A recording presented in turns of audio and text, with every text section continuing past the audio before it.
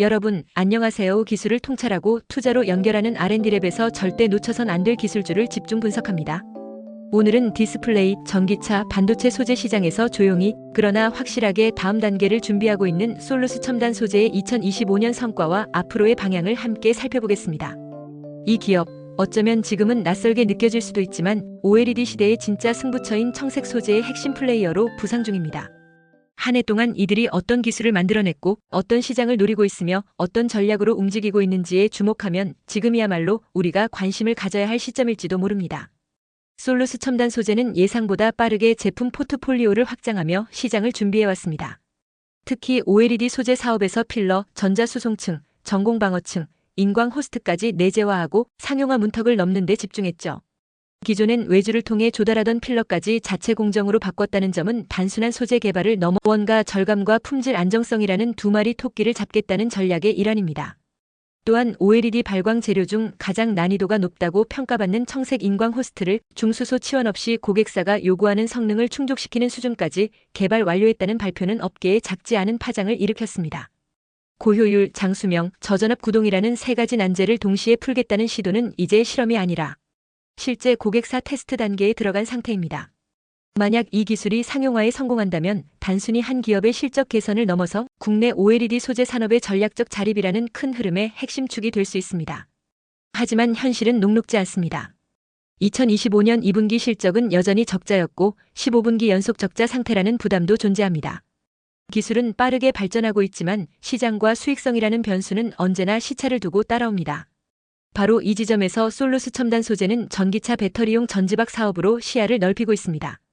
유럽, 북미 지역의 생산 거점을 확보하며 고객사 수를 5곳에서 8곳 이상으로 확대하겠다는 계획은 단순한 매출 확대가 아닌 글로벌 공급망 주도권 확보를 위한 전략적 움직임으로 읽힙니다. 특히 고강도 초박형, 고연신 전지박 제품 개발은 전기차 시장에서의 신뢰도와 수익성을 동시에 확보하겠다는 목표와 맞닿아 있습니다. OLED와 전지박 양쪽 모두에서 원가 경쟁력을 갖춘 고부가 제품 위주로 포트폴리오를 재편하고 있는 것이죠. 연구개발 측면에서도 솔루스 첨단 소재는 기술 IP 중심으로 집중하고 있습니다. 인광 호스트와 비발광 소재뿐 아니라 고굴절 필러, 저유전율 소재 등까지 고객사 테스트와 양산화 준비를 병행하고 있습니다.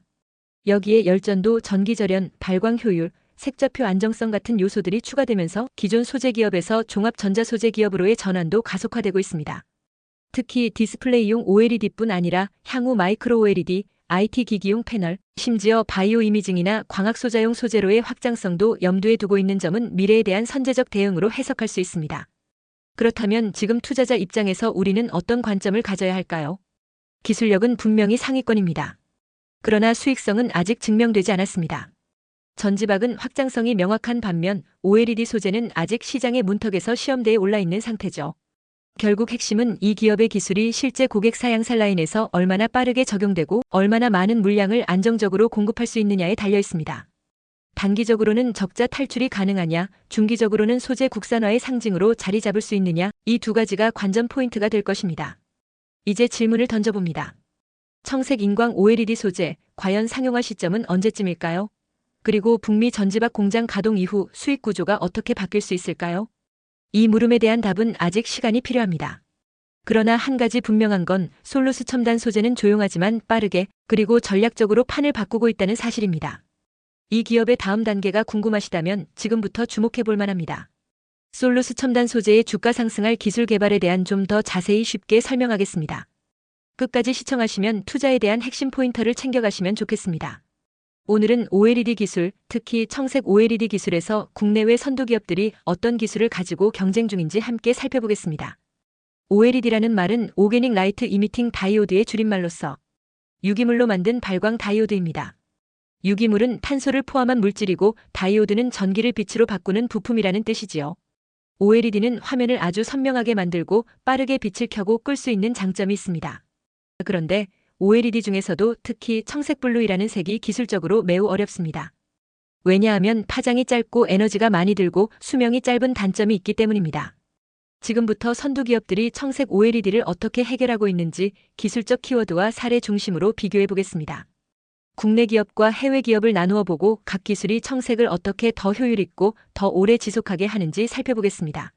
먼저 국내 기업으로 시작하겠습니다. 국내 기업 중 가장 주목되는 회사는 삼성디스플레이입니다. 삼성디스플레이는 청색 OLED 발광체 기술을 두 가지 트랙으로 연구하고 있습니다.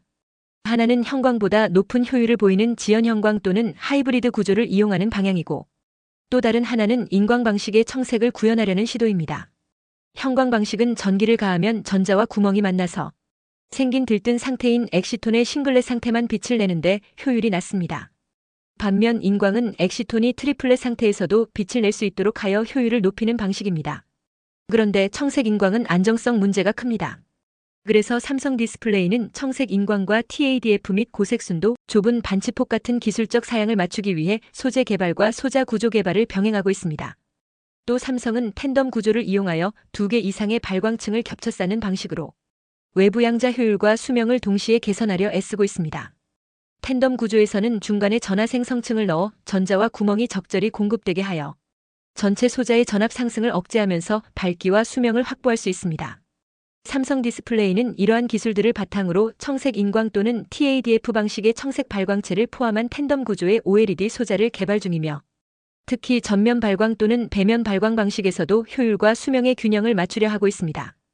다음으로 국내 기업 중 또 다른 기술 비교 대상은 LG 디스플레이입니다. LG 디스플레이는 드림 OLED라는 표현을 사용하고 있으며, 이 드림 OLED는 빨강, 녹색, 파랑의 3가지 기본색이 모두 인광 방식으로 작동하는 OLED 패널을 뜻합니다. 보통 OLED 화면에서는 빨강과 녹색은 인광 방식이 가능했지만, 파랑은 기술적 어려움 때문에 형광 또는 다른 방식으로 보완해왔습니다. LG 디스플레이는 최근 청색 인광 소재를 확보하고 삼성과 같은 팬덤 구조를 적용하여 청색 발광 효율과 수명을 동시에 개선하는 작업을 진행했습니다. LG는 이 방식에서 일반 형광 청색과 인광 청색을 혼합한 하이브리드 구조를 이용하여 낮은 전력 소비와 긴 수명을 어느 정도 확보하고 있다고 발표했고, 이는 OLED 패널의 소비 전력 절감 및 화면 밝기를 높이면서도 오래 사용할 수 있는 패널 구현으로 이어질 수 있습니다. 이처럼 국내의 두 디스플레이 대기업 삼성 디스플레이와 LG 디스플레이는 청색 OLED의 효율, 수명, 전력 소비, 색순도, 색좌표, 반치폭, 구동 전압 등을 기술 사양으로 매우 높게 요구되는 수준까지 끌어올리기 위한 경쟁을 하고 있습니다. 해외 기업들도 마찬가지로 여러 기술 전략을 사용하고 있고, 그중 몇몇이 특히 눈에 띕니다. 먼저 미국의 유니버설 디스플레이 코퍼레이션, 줄여서 UDC가 대표적입니다.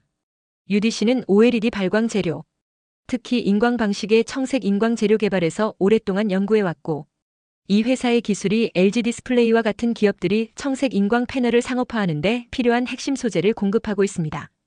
UDC는 형광이나 지연 형광 청색 발광체 외에도 인광 블루 파스퍼레선트 OLED 재료의 내부 양자 효율과 외부 양자 효율을 높이는 연구를 지속하고 있으며, 안정성, 수명 개선을 목표로 삼고 있습니다. 그뿐만 아니라 소재의 파장, 색좌표, 반치폭 등의 광학적 특성도 좋게 만드는 데 주력하고 있습니다. 또 UDC는 개발된 청색 인광 소재가 실제 회로와 공정에서도 잘 작동하는지, 전자 수송층 및 전공 수송층과의 계면 안정성이 높은지 등을 검증하고 있습니다. 또한 유럽 및 아시아의 여러 연구기관 및 기업들과의 협업을 통해 상용화 가능성을 높이고 있습니다.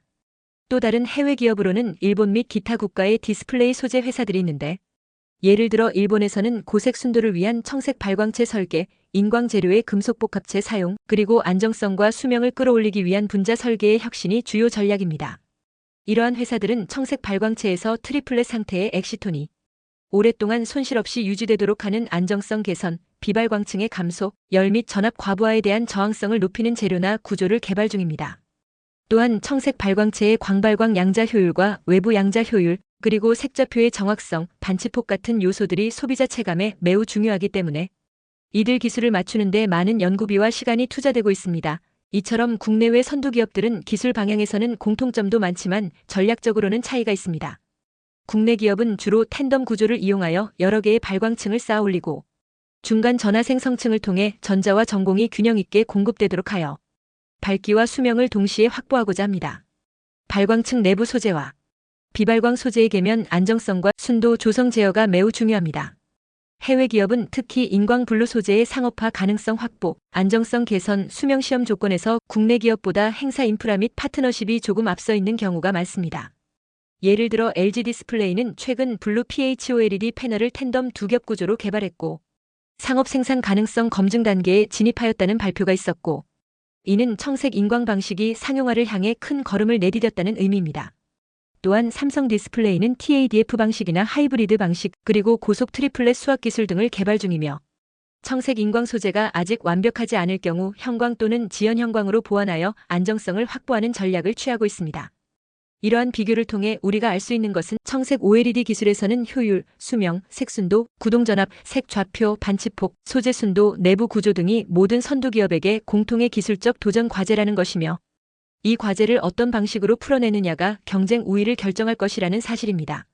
청색 인광 재료가 안정성을 확보한다면 대폭 효율이 오르고 소비 전력이 줄어들 것이고 이는 소비자 제품에서 배터리 수명, 화면 밝기, 열 관리 측면에서 매우 큰 가치를 가지게 됩니다. 마지막으로 정리하자면 국내 기업은 소재 개발과 텐덤 구조 적용, 전면 발광 및 배면 발광 방식 간 균형 조정, 구동 전압과 전력 소비 절감, 색좌표와 반치폭 조정에 특히 집중하고 있으며 해외 기업은 상업화 단계에 진입, 인광 청색 소재의 안정성 및 효율성 확보, 발광체 및 비발광체 간 계면 안정성 강화, 그리고 글로벌 파트너십 및 생산 공정 검증에 주력하고 있다는 점입니다. 여러분께 질문을 드리겠습니다. 청색 OLED의 인광 방식이 완전히 안정화된다면 여러분은 어떤 제품을 상상하십니까? 스마트폰이든 TV든 노트북이든 혹은 새로운 AR, VR 기기든 말입니다. 지금 비교하고 있는 기술들이 실제 제품으로 연결될 때 그것이 우리 삶에 가져올 변화가 무엇인지 함께 생각해보면 좋겠습니다. 이상이 국내외 선두기업과의 기술 비교였습니다. 기술을 통찰하고 투자로 연결하는 R&D랩에서 설명한 지식이 투자에 도움이 되셨나요? 구독과 좋아요, 알림, 댓글 부탁합니다.